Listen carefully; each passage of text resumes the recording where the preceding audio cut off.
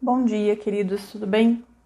Hoje, dando continuidade, então, às lições que nós temos para aprender sobre as parábolas de Jesus, nós vamos falar sobre um capítulo que o John MacArthur coloca como sendo uma lição sobre o preço do discipulado. Nesse capítulo, basicamente, ele começa fazendo uma analogia sobre um esporte super radical e a vida de alguns cristãos que são superficiais em relação a tudo que Cristo nos pede, tá? Ele faz uma analogia, ele começa fazendo uma analogia sobre o alpinismo. Ele fala até mesmo sobre as trilhas e quantos atletas, quantas pessoas são estimuladas, né, a subirem o Monte Everest, né, e quantos não encontram pelo caminho os corpos dos outros alpinistas que fracassaram e vão se juntando a mais corpos, né, a cada ano.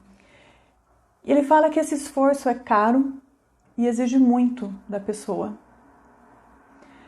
Até antes de 1996, o autor fala que a cada grupo de 4, um morria nessa tentativa.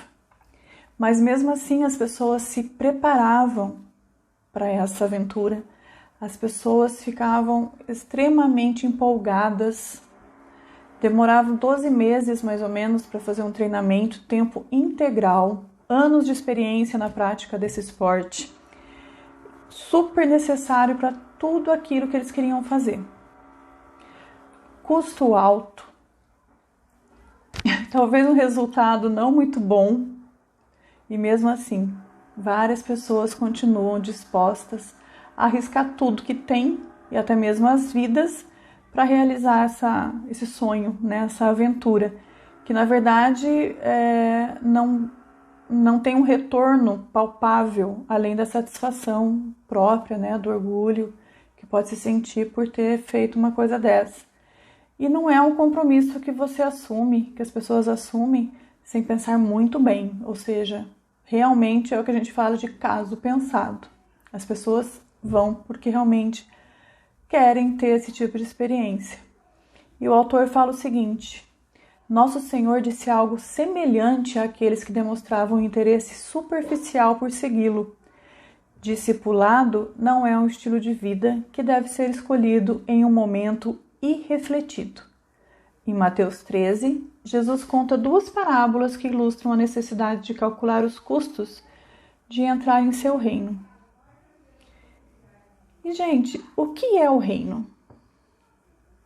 Será que para entrar no reino tem um custo? Vocês já pensaram nisso? Nós já estudamos várias coisas na escola dominical, inclusive sobre discipulado, e um dos pontos desse estudo, alguns meses atrás, foi exatamente isso. Qual é o preço do discipulado? Por que é necessário discipulado? E agora eu pergunto, o que é o reino? Existe custo para essa entrada no reino? E o reino é um tema principal das parábolas de Jesus. É o domínio em que ele exerce o seu senhorio. Em outras palavras, todos que realmente pertencem ao reino dos céus se submetem fortemente ao senhorio de Cristo. Então, entrar no reino significa entrar na vida eterna. O reino de Deus já é sinônimo de salvação, onde todos os remidos têm aquela tão sonhada cidadania verdadeira. Aqui nós somos forasteiros, lá nós seremos parte, não é mesmo? Atualmente, a gente pode falar que o reino é um domínio espiritual, né? Você não pisa, vamos dizer assim, nele, você não tem aquele terreno, né, do reino. Mas Jesus descreve o estado atual do reino como intangível e invisível. O reino de Deus não vem de modo visível, nem se dirá aqui está ele ou lá está, porque o reino de Deus está entre vocês, conforme está escrito em Lucas 17, 20 e 21. Ele disse também: o meu reino não é deste mundo, em João 18:36. Essa, claro que não é a expressão plena e final do reino de Cristo.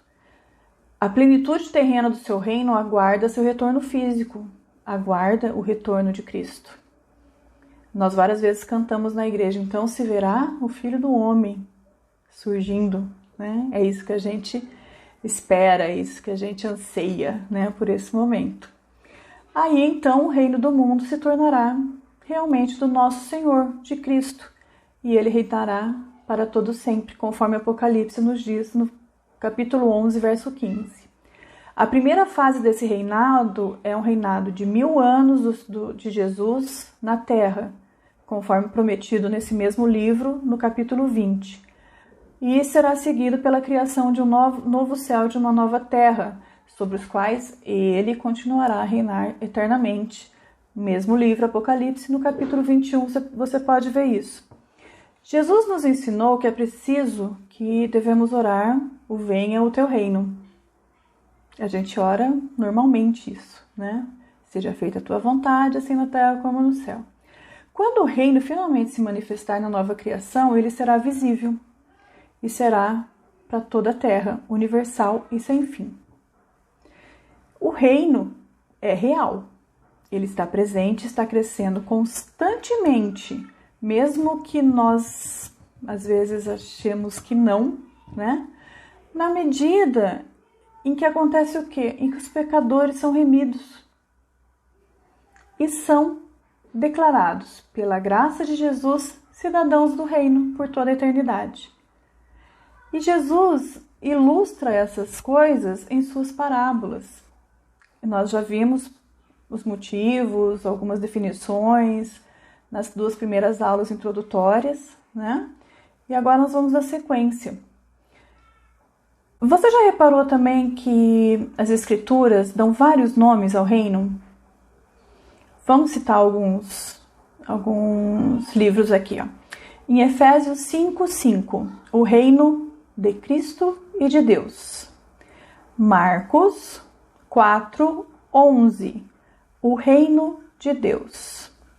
E também seu reino de Cristo. Em Mateus 13:41, 16 e 28. Essa noção de reino dos céus e reino de Deus, que alguns têm que poderiam ser separados, isso realmente não existe.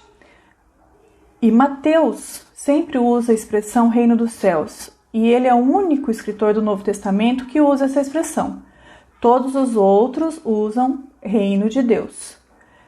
Esses termos são sinônimos e mostram apenas uma comparação entre passagens paralelas. Em Lucas 6:20, em Mateus 5:3, tem também Mateus 19:24 e Marcos 10:23, Mateus 11:11 e Lucas 7:28. E Mateus escrevia para o benefício de leitores judeus. Ele sempre dizia reino dos céus no lugar de reino de Deus, porque os leitores judeus tendiam a ser extremamente sensíveis em relação ao uso do nome de Deus.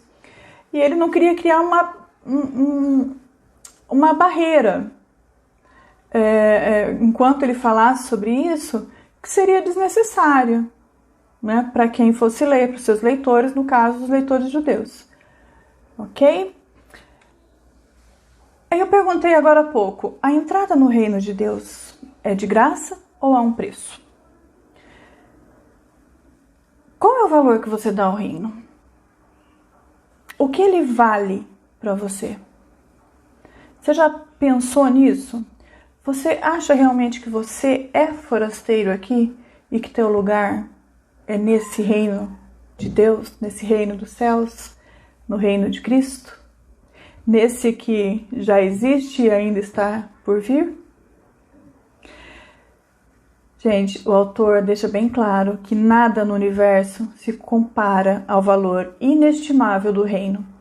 Ele vale mais do que qualquer coisa, do que qualquer pessoa jamais poderia imaginar.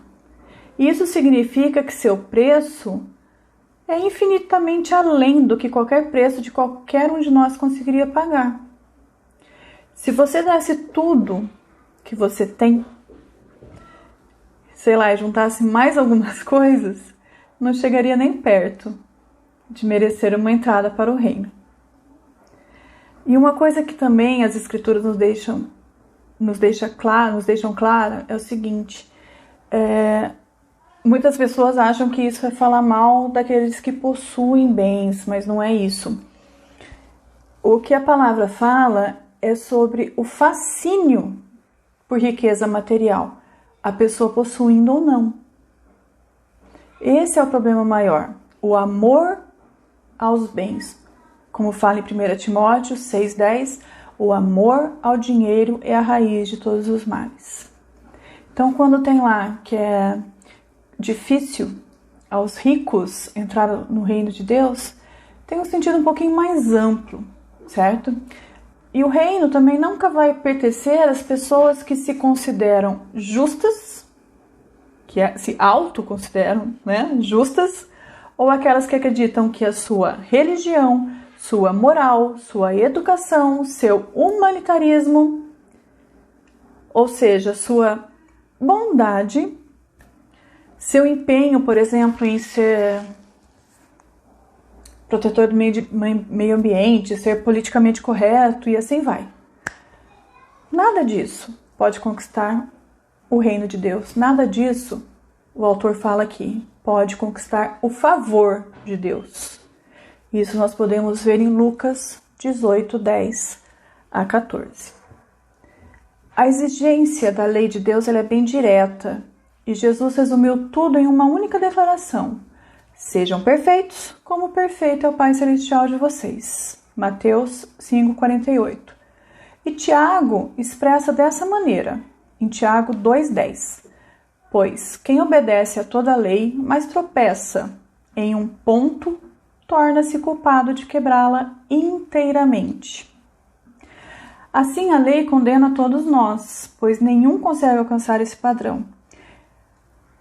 Tem uma frase do autor que ele fala o seguinte: é o cúmulo da arrogância acreditar que um pecador caído possa satisfazer suficientemente o padrão perfeito da justiça de Deus ou, de alguma forma, conquistar seu favor tentando encobrir sua culpa com suas próprias obras imperfeitas.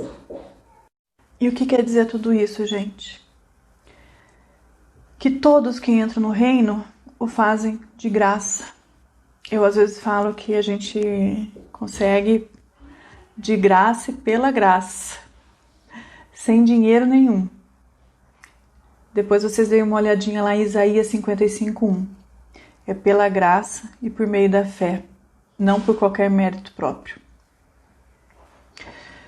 Mas nós vamos ver algumas coisas aqui sobre as parábolas, é claro, isso foi apenas uma introdução que o autor pede para que seja feito durante o estudo, tá? Duas ilustrações sobre a fé autêntica jamais deixa de apreciar o custo verdadeiro da salvação. Ou seja, é pela graça, mas não foi de graça. O preço que a nossa libertação da maldição do pecado custou para Cristo é o que significa realmente ser comprado por preço de sangue. E nós precisamos nos submeter ao seu senhorio devido a isso. A fé autêntica nos leva a isso. Imagina o valor da redenção que nos foi dada em termos de eternidade. Para quem é pecador como nós, né? Imagine isso. Eu acho que a gente deve pensar sempre nisso. É uma coisa que realmente tem que incomodar. Nós temos que saber qual foi o preço. Isso é muito importante para a vida do cristão, para aquele que faz da sua vida uma devoção a Cristo, que realmente reconhece o senhorio de Cristo. Isso é muito interessante, isso é muito importante refletirmos, isso é uma coisa que a gente não pode deixar para lá. E a mensagem que Jesus transmite nessas duas parábolas é exatamente essa, que as pessoas devem ser incentivadas a considerar o custo de entrar no reino. Então, perguntar novamente, qual é o custo para um pecador que entra no reino de Deus? A primeira parábola que ele fala aqui, John MacArthur nos apresenta, vamos dizer assim, também cabe apenas um versículo, que está em Mateus 13:44. O reino dos céus é como um tesouro escondido num campo.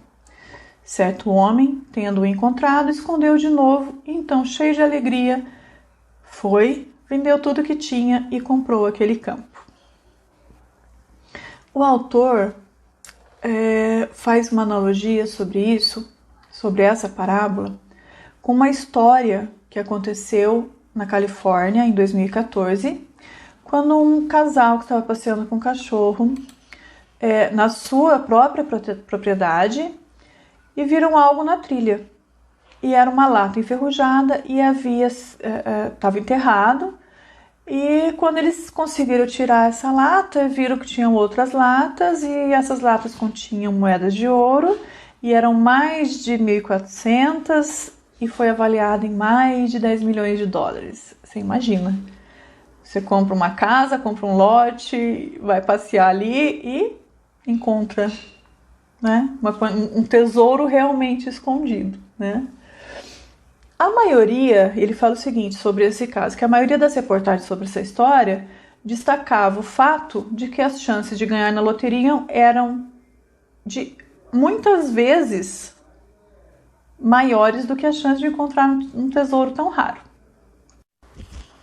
Na época de Jesus era muito mais frequente que as pessoas escondessem os seus tesouros, seus bens, suas riquezas, suas joias. Diferente de agora, que quem tem dinheiro utiliza banco, poupança, investimento em imóveis. Naquela época já era mais complicado. Quem possuía dinheiro comprava bens ou terras, e quem tinha muito dinheiro, quem tinha o excedente em moedas, vamos dizer assim, ou joias, eles que tinham que dar um jeito de esconder. Porque quando existia alguma batalha, alguma coisa desse tipo, os exércitos achavam que eles podiam ficar com os espólios de guerra. Então eles começavam a pilhar, saquear os bens dos habitantes.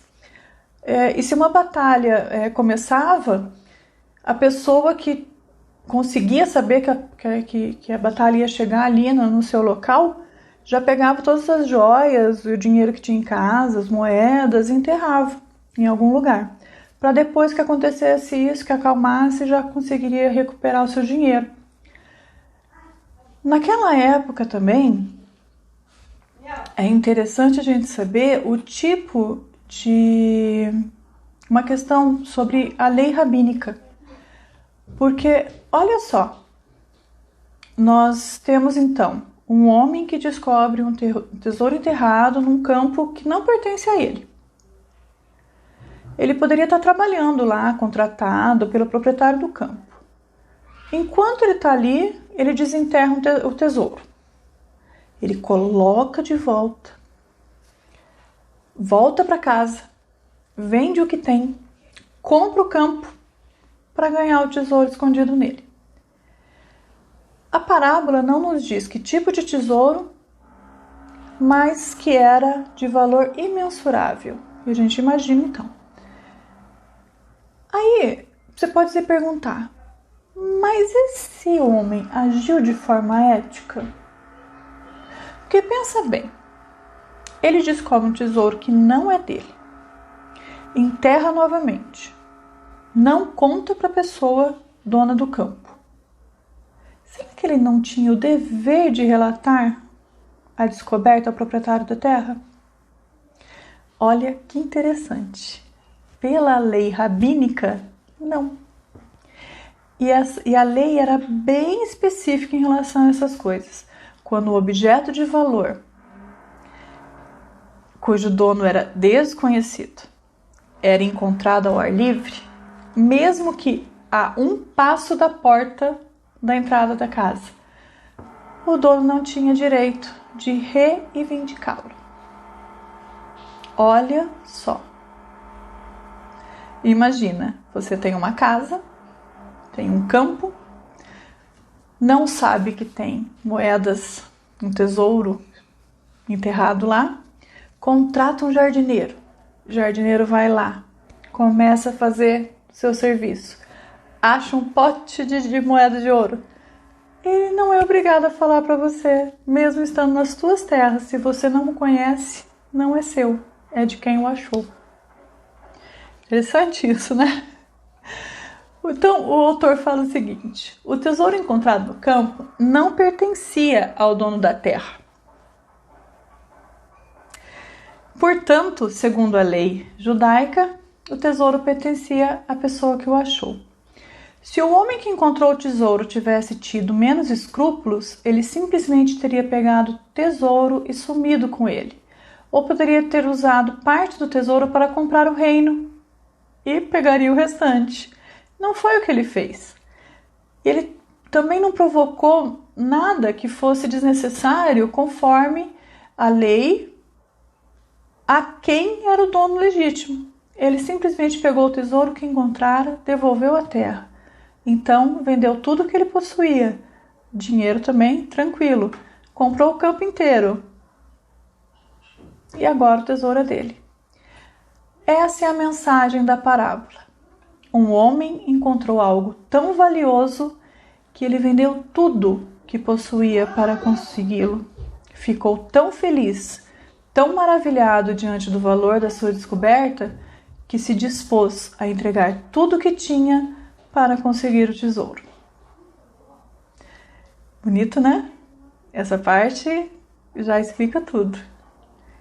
Como a gente não pode, como a gente consegue não ficar feliz encontrando algo tão valioso para nós. A segunda parábola, ela nos transmite a mesma mensagem dessa primeira que a gente acabou de ver. O reino dos céus também é como um negociante que procura pérolas preciosas e, encontrando uma pérola de grande valor, vendeu tudo que tinha e a comprou. Isso aí nós vemos em Mateus 13, 45 e 46.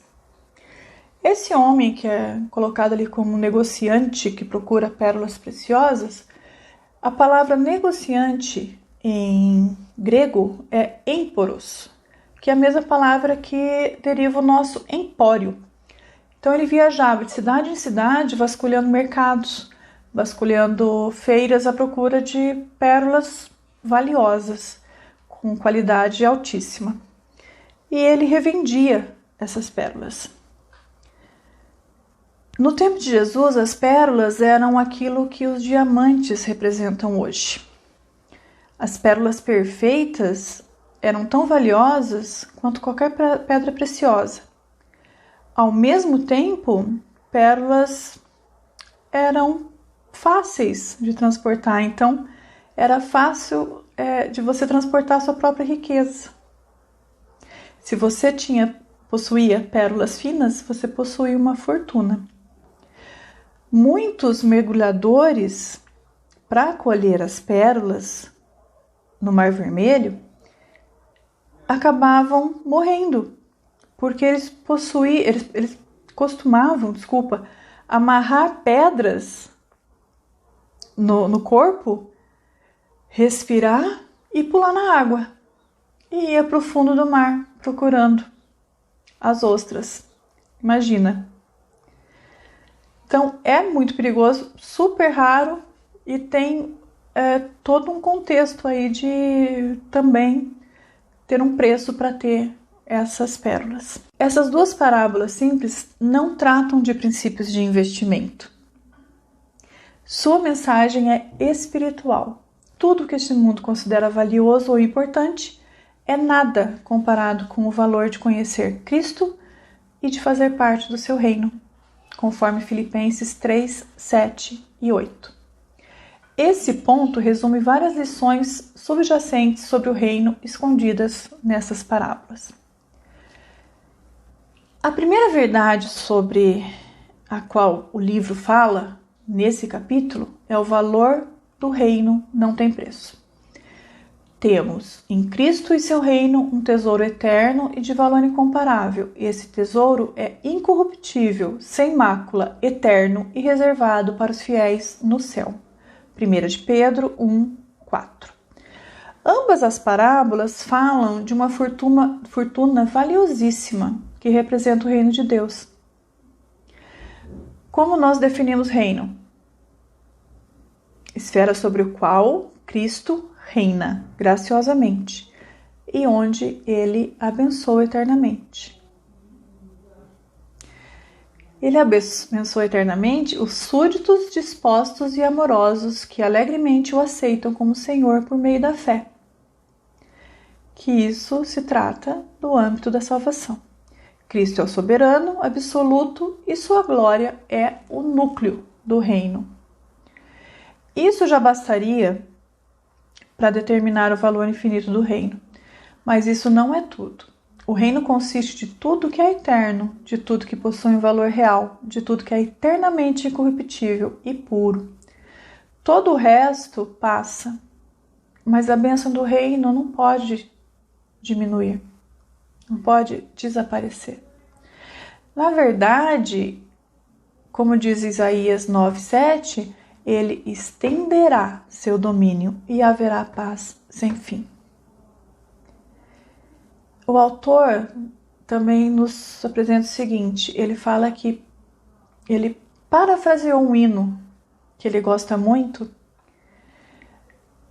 A paz do reino é perfeita, mas ela flui mais ricamente a cada dia. Perfeita, mas mais profunda a cada dia. O reino de Deus é um tesouro celestial enterrado no campo deste mundo pobre, amaldiçoado pelo pecado, falido. O reino é de um valor tão grande que é suficiente para tornar imensamente rico por toda a eternidade cada um dos habitantes desse mundo pobre, falido, amaldiçoado. E os habitantes são pobres, miseráveis e pecaminosos. Eu falo sorrindo, gente, porque você pode até estranhar, né? Ele só está falando que nós somos miseráveis, pobres e cegos. Gente, mas eu acredito no reino, eu acredito que você também está esperando o reino, né? Esse reino que já é e ainda não, e a gente fica nessa ansiedade boa, né? Porque nós temos certeza da salvação. Não é verdade? Então, por isso que eu falo, somos nós pobres, pecaminosos, mas pela graça de Jesus somos salvos. O tesouro ainda inclui salvação, perdão, amor, alegria, paz, virtude, bondade, glória, vida eterna, presença de Deus e o próprio Cristo. Literalmente, tudo de valor eterno é incluído no tesouro do reino. E é por isso que esse bem mais valioso que pode ser encontrado, e apenas um louco não estaria disposto a abrir mão de tudo para possuí-lo. Esse é o bem mais valioso. Uma segunda lição que o autor nos apresenta é: o reino não é visível na superfície. O tesouro estava escondido. A pérola precisou ser procurada. Nenhum dos dois eram evidentes. Certo? Nenhum dos dois. Nem a pérola, nem o tesouro. Isso se espelha perfeitamente nas próprias parábolas. O sentido verdadeiro não se manifesta imediatamente. Ele está ali para quem o procura, mas ele não se destaca de forma inconfundível, de modo que uma pessoa com interesse tímido o perceba. Né? Não é uma coisa que, vamos dizer assim, não é um letreiro luminoso, né? Que qualquer pessoa possa encontrar, possa perceber. Jesus disse que o reino não vem anunciado. A maioria nem o percebe. Realidades espirituais não podem ser vistas naturalmente, portanto não são apreciadas por uma humanidade não regenerada. Ninguém conhece as coisas de Deus, a não ser o Espírito de Deus. 1 Coríntios 2:11. Quem não tem Espírito não aceita as coisas que vêm do Espírito de Deus, pois lhes são loucura e não é capaz de entendê-las, porque elas são discernidas espiritualmente. Verso 14. Em João 3,3, nós temos: ninguém pode ver o reino de Deus se não nascer de novo. Assim, o reino e seu valor real permanecem escondidos nas mentes. Mas em quais mentes? Nas mentes carnais. Porque elas são discernidas espiritualmente. Mentes carnais não discernem o reino. É por isso que o tesouro da salvação não é apreciado nem mesmo descoberto pela maioria. Afinal de contas, a mentalidade da carne é inimiga de Deus. Romanos 8:7. Isso explica também porque as pessoas do mundo não entendem como os cristãos podem ser passionais em relação à glória de Deus.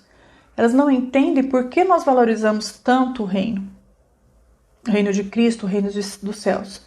Pois não significa nada para elas. Pessoas que não são regeneradas não têm qualquer ideia do que a glória divina inclui. Não conseguem imaginar por que alguém se submeteria voluntariamente ao senhorio de Cristo. Quantas dúvidas as pessoas têm, né? Quantas coisas elas nos questionam sobre isso. Não entendem por que qualquer pessoa repudiaria o pecado e seus prazeres para buscar a justiça. Imaginam que seja sacrifícios das alegrias terrenas em prol das alegrias celestiais. Isso é loucura para quem não conhece. Isso é loucura para as mentes carnais. Imagina você não estar interessado no agora, no que está acontecendo agora, e sim na vida eterna. O que é isso? Aproveita a vida aqui. Não é mesmo? As pessoas estão simplesmente cegas para as riquezas que o reino vai proporcionar. As escrituras dizem: o Deus dessa era cegou o entendimento dos descrentes, para que não vejam a luz do evangelho, da glória de Cristo, que é a imagem de Deus. 2 Coríntios 4:4. Cristo é a luz do mundo. Estava no mundo e o mundo foi feito por intermédio dele, mas o mundo não o reconheceu. Veio para o que era seu, mas os seus não o receberam. João 1:10 e 11. Isso explica grande parte da deterioração moral da nossa cultura de hoje. Os pecadores não têm a inclinação natural de buscar Deus. Na verdade, as escrituras dizem: não há ninguém que busque a Deus. Mas apenas aqueles que buscam encontrarão. E aqueles que buscam o fazem porque graciosamente os atrai para Cristo. É muito importante nós entendermos isso. O próprio Cristo promete: peçam e lhes será dado, busquem e o encontrarão, batam e a porta será aberta. Pois todo aquele que pede recebe, o que busca encontra, e aquele que bate a porta será aberta. Mateus 7, 8. Minha filha estava falando esse versículo outro dia. Mas no entendimento dela, o que ela pensou? Que quando ela fosse na igreja e batesse na porta da igreja, pedindo que Jesus estivesse ali, que ela iria encontrar. Ela pegou todos os verbos possíveis, todas as ações possíveis da frase, né, do versículo, e falou isso. Então é isso, né? Então, se uma criança tem um entendimento desse, ela, eu acho que está no caminho. Mas aquele que já tem uma mente voltada totalmente para o pecado, uma mente carnal, não vai reconhecer tudo isso. A terceira lição das duas parábolas: o reino é apropriado pessoalmente. O autor fala o seguinte, que a figura-chave em ambas as parábolas é um indivíduo. Cada um encontra algo de grande valor especificamente para ele e se apropria daquilo. A imagem é vital, pois Jesus estava instruindo pessoas que tendiam a pensar que, por serem parte da nação de Israel, eram automaticamente membros do reino do Messias. Semelhantemente, muitas pessoas pensam que simplesmente por terem sido batizadas, por frequentarem a igreja ou se afiliarem formalmente a uma igreja, já está garantida a entrada no reino de Cristo. Hoje está muito na moda imaginar pessoas entrando no reino coletivamente, porque a sua nação, o seu grupo se associa de alguma forma com algum item, alguma vertente do cristianismo, vamos dizer assim. E não é bem assim.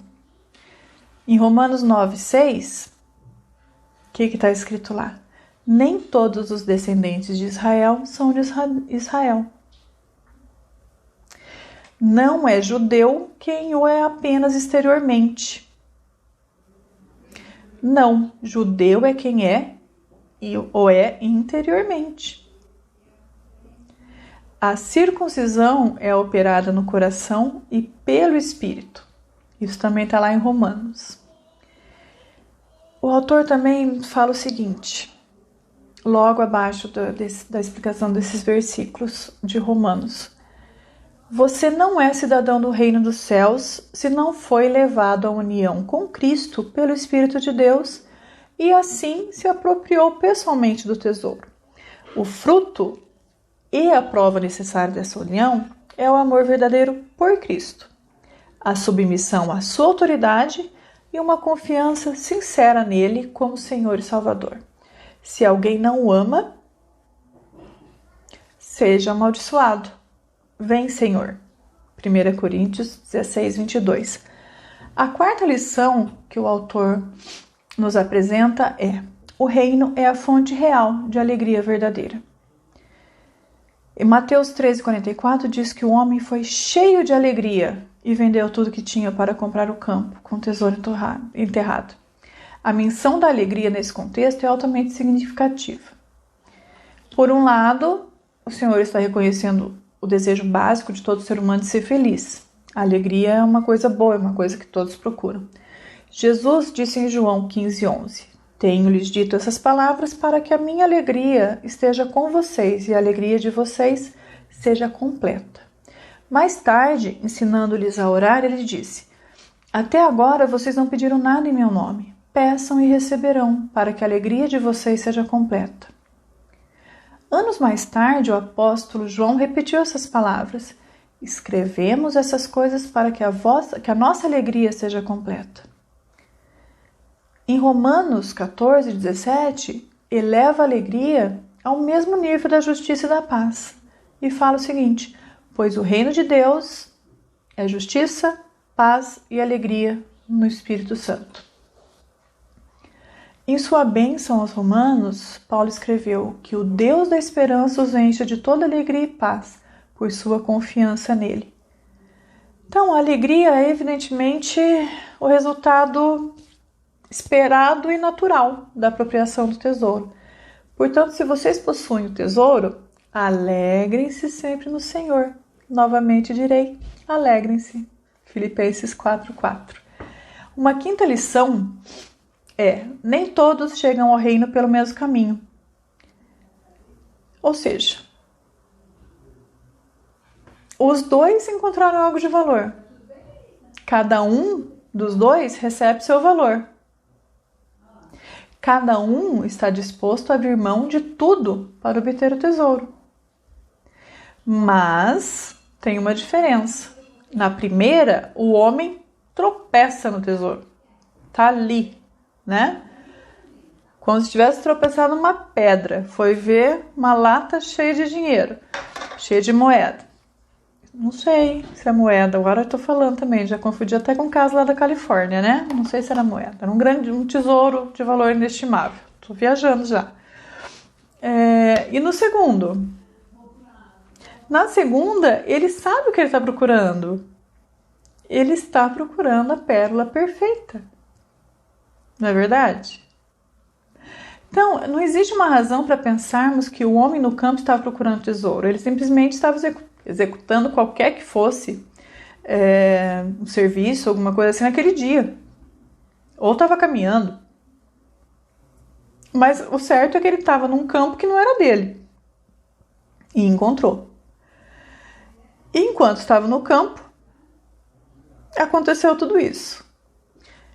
Muitas pessoas que entram no reino entram dessa forma. O apóstolo Paulo, por exemplo, não estava tentando buscar o reino. Ele nem buscava, não queria entrar. Aliás, muito ao contrário, né? Quando ele estava no caminho de Damasco, era para quê? Para perseguir os cristãos. Dali a pouco, o que aconteceu? Ele não tropeçou, mas ele caiu do cavalo. Já o comerciante, por sua vez, estava procurando. E ele sabia o que ele estava procurando. Ele queria aquilo. Exatamente aquilo. Então, alguns parecem chegar ao reino quase que por acaso. Outros são atraídos. Alguns investem tempo. Alguns nem sabem que estão indo. Não é verdade? Nesses dois casos que nós vimos, é Deus quem soberanamente ordena sua descoberta de Cristo.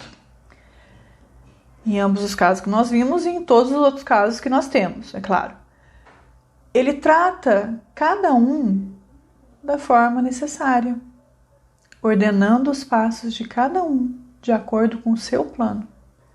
Ele concede graciosamente aos nossos corações pecaminosos a vontade e a sabedoria para ver e reconhecer o valor infinito do reino. Ele nos motiva a apreciar Cristo mais do que todas as outras riquezas do mundo. E essa é a fé salvadora. Em sexto lugar, a fé salvadora tem um preço alto. Nas duas parábolas, o tesouro é comprado. Vocês perceberam? Ele achou um tesouro, mas ele vendeu tudo para comprar o campo onde estava o tesouro. O outro comprou a pérola. Uma pérola perfeita que o fez possuir um tesouro. Jesus Cristo pagou um preço da salvação também, por inteiro. Como nós falamos no início, ele fez a expiação completa dos pecados do seu povo. A vida eterna é de graça para o pecador arrependido. É uma graça que recebemos por meio da fé e não como recompensa por obras de qualquer tipo. Dizer que a vida eterna pode ser recebida de graça por meio da fé não significa que essa fé é um mero reconhecimento. A fé salvadora não é um ato físico, como percorrer um corredor ou levantar a mão. A fé genuína, a fé salvadora, não é uma mera ideia, um consentimento seletivo com o ensinamento de Cristo, o ensinamento de Jesus. Significa abrir mão de todo o resto e desistir de qualquer convicção de que qualquer coisa ou qualquer pessoa para conquistar nosso favor com Deus.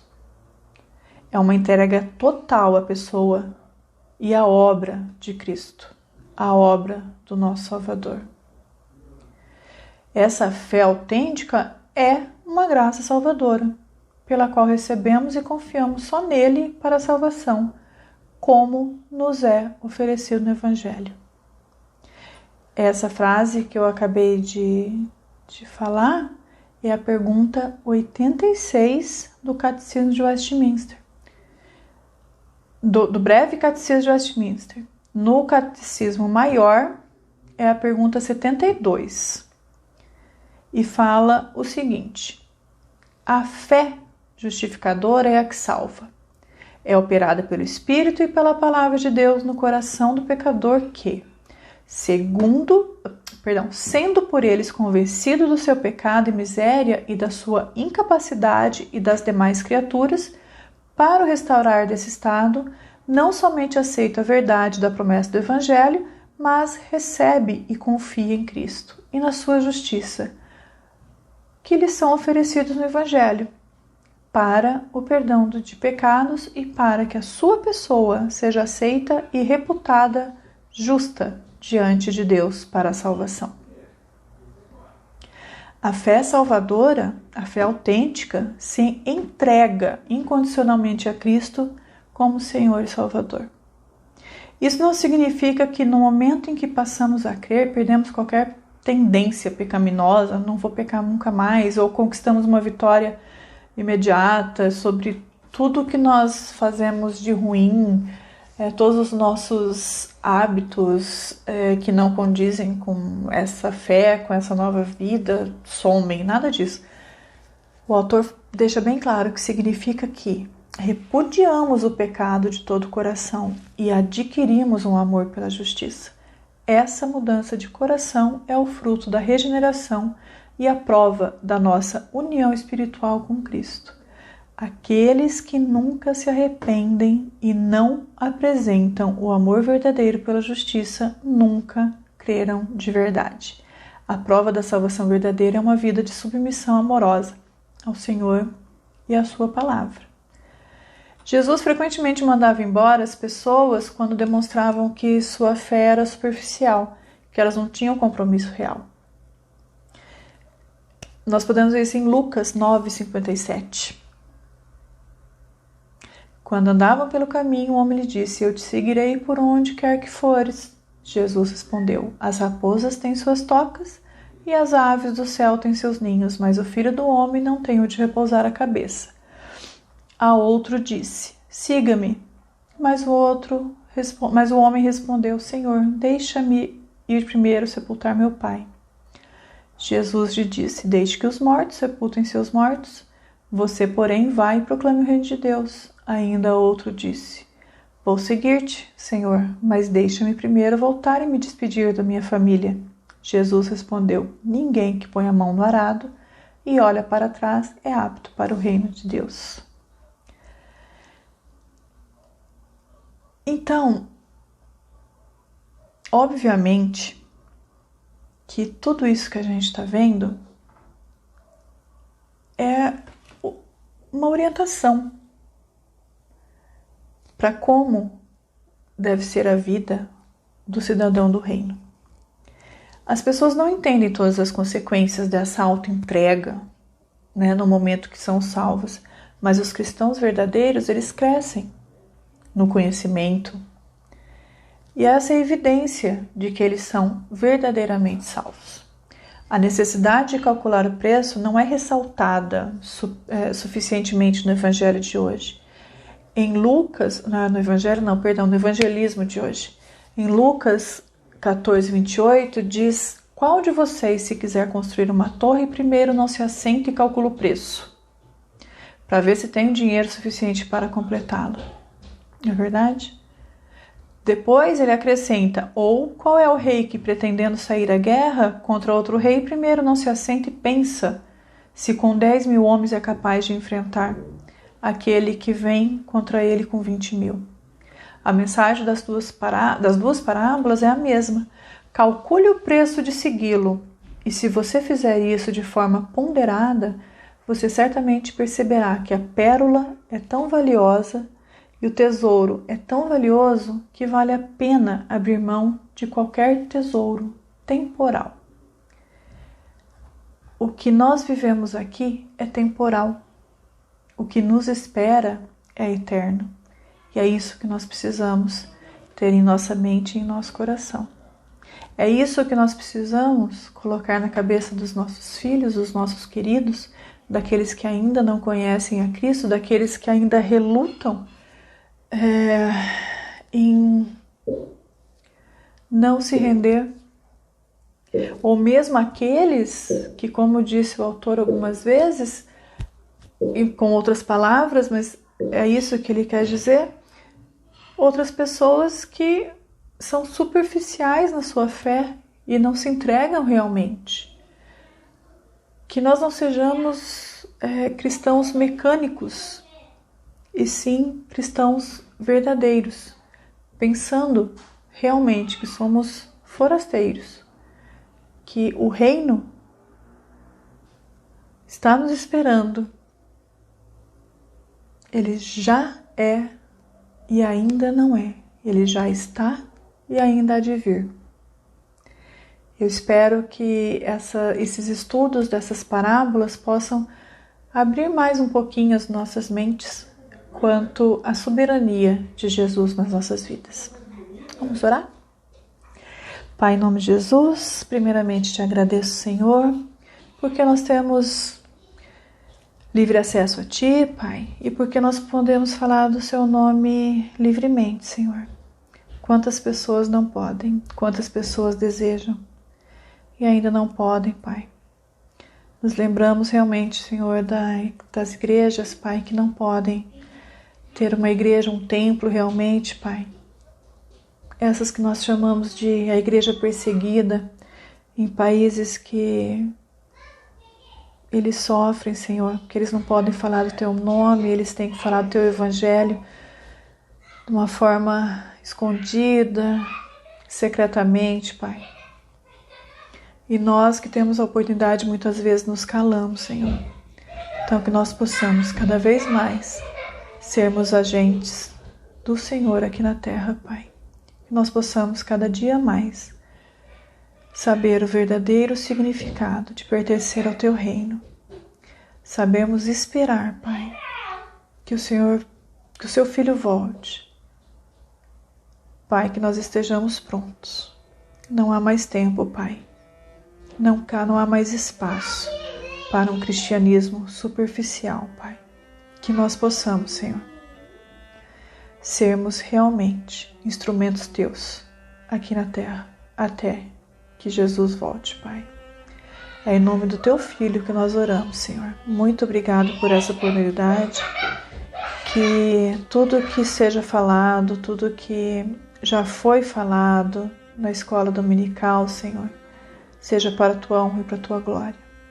Senhor, que nesse tempo de quarentena, que esse tempo de pandemia, quando a Tua igreja, quando o Teu corpo ainda não pode se reunir presencialmente, Pai, que nós consigamos, Pai, não enfraquecer na fé, não enfraquecer na comunhão, que nós possamos continuar com o mesmo sentido de corpo vivo, Pai, aonde o Senhor é a cabeça, Senhor. Nos ajude, Senhor, nos dê Tua mente, Pai, nos dê discernimento, Senhor. E no mais, que a mensagem de logo mais à noite também seja uma mensagem vinda do Senhor, Pai, para nós, para as nossas vidas. É em nome de Jesus que nós oramos. Amém, Senhor. Amém. Gente, beijos. Até mais. Obrigada. Tchau, tchau.